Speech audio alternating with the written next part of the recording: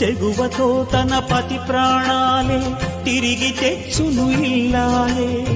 అడవి పాలై వెడలిన పతిని అనుసరించును ఇల్లాలే